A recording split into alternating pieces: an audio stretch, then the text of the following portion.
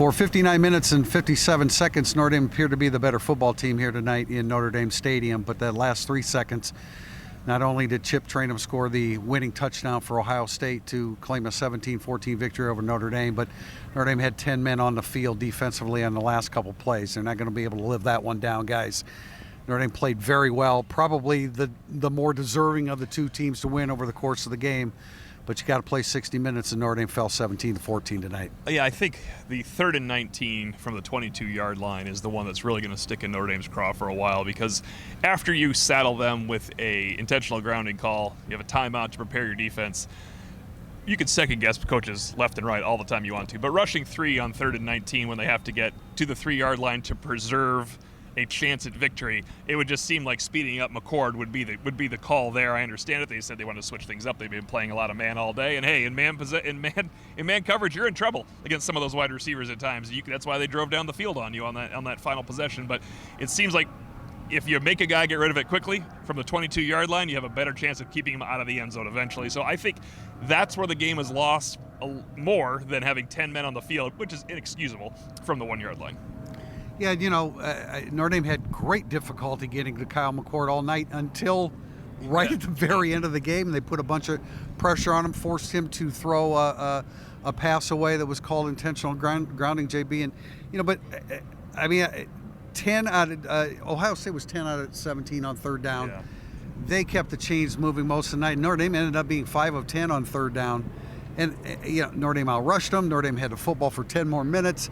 We can go on about that, but in the end, Ohio State is Ohio State, and they did what they do. And, as close as Notre Dame was, this is just an absolutely devastating loss for the Irish. Yeah, and to your all's point, certainly the 3rd and 19 I thought loomed large, and it was 3rd and 19 precisely because of what you two guys said. They had pressured Kyle McCord that drive. They had relentlessly made him uncomfortable that drive. They had nearly picked off a pass that was deflected.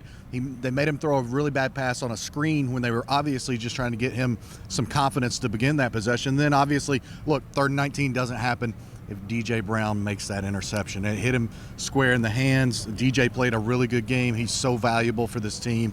He's such a team leader, but that's unfortunate. But looking at the game from a whole, there'll be so many of those moments. There will be so many moments. DJ Brown's interception, 10 men on the field, 3rd and 19. So many other moments. 4th and 1 that Sam Hartman gets overruled. 4th and 1 that Sam Hartman doesn't get. So many moments pointed to Notre Dame having that game won, and shouldn't have been trying to defend its own end zone to end the game. It should have already put the game away. The 0 for 2 on 4th down obviously hurt. I mentioned a 5 for 10 for Notre Dame, but when you're 0 for 2 on 4th down, you add that to the equation. And Tim and I talked about throughout the whole game, most of Notre Dame's possessions were productive. 14 plays, 71 yards on the first one. They 13 plays, 75 yards to pull within a 3-point differential, and then the 11-play, 96-yard drive to put Notre Dame ahead. And then when Notre Dame, an incredible 4th down stop at the 11-yard line, really 2 stops at the 11-yard line, gave the ball back to Notre Dame, and I thought that possession then, Sam Hartman took the 5-yard loss on 1st down. They needed 1 first down there to really salt it away, and they weren't able to do it. Well, I think actually of the 7 possessions, that was the only one that was not productive. Right. It came at the absolute worst time. Even on the drives where they were stopped on 4th down, they were either flipping field position. A missed field goal was a good drive, the 2 touchdown drives. And Ohio State had mostly productive drives as well, including their final drive, as you mentioned, that is Ohio State. They were able to bring it down and score. But the problem is the more chances you give a team with that much talent, the chances they're going to beat you in the end. You could feel it coming, not that that's how football actually works, but you could feel it coming when they're converting on 3rd down, thinking at some point you have to stop them. I think the 3rd and 19 was that point to be able to hold up, but credit Notre Dame for finding something that worked in the second half, because, you have to capitalize at some point going down on these drives. We can talk about 12 plays, 71 yards, but Ohio State was bowling up and beating them on 4th down. You don't expect that to happen. It's a tough one on the overturn of Hartman. I think he felt he had the first down other than maybe crashing into the defender. That's the only way to secure it for sure. And in fact, I don't know if he had Mitchell Evans on the sideline or could have been Jaden Greathouse. It was kind of blocking and kind of going downfield to look for the ball. Had he just done one of those 2 things, Hartman either could lob it to him or get the first down.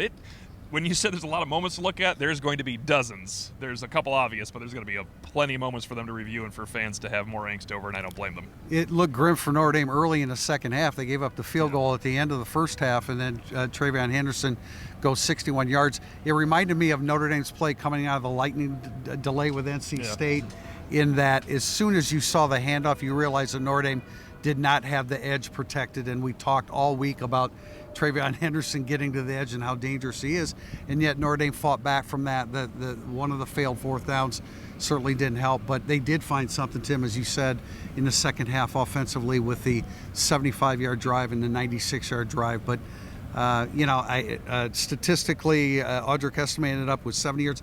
Jeremiah Love gave Notre Dame a real boost in the ground game with 8 carries for 57 yards. Mitchell Evans, my goodness, he was absent from the lineup. They got him back, and he was really significant. How many? 6 catches, 5 of them for first downs? 7 Tim? catches, 7 targets, 5 first downs. And if you want to think about this is not to take it away from Mitchell Evans, who was the offensive game MVP for Notre Dame in this one. If Mitchell Evans is going to lead you in yards from scrimmage with 75, you would wonder if he only scored 14 points. They needed a little more. They found it in the running game, but that is the issue, is they were not able to capitalize enough with some more weapons. Very true. At one point, Tim, I said, the difference here, before Notre Dame made their run, the difference here is that ultimately the Ohio State receivers are getting open, and McCord is finding them, and Notre Dame's wideouts are not getting open, which is something that we felt was an issue all along going into the season. And I thought the atmosphere was really good. I thought it hampered Ohio State more in the second half than in the first half. But I bring that up because Notre Dame was so good in the first quarter, held the ball for 10 minutes time of possession, moved repeatedly into Ohio State territory, and yet had 0 points to show for it because of the fourth down run that looked like a first down that got overturned, and then a missed field goal also in the first half. So I really was concerned for Notre Dame at that standpoint when they completely dominated that first quarter and had nothing to show for it on the scoreboard. And then Ohio State flipped the script and really dominated the second quarter. They scored enough out of it, and then they had the counterpunch early in the third quarter as well. Notre Dame was the better team most of the night, but that's not good enough. You have to do it for 60 minutes. Ohio State wins 17-14. Catch us on IrishIllustrated.com for complete coverage, and also Irish Illustrated Overtime coming up.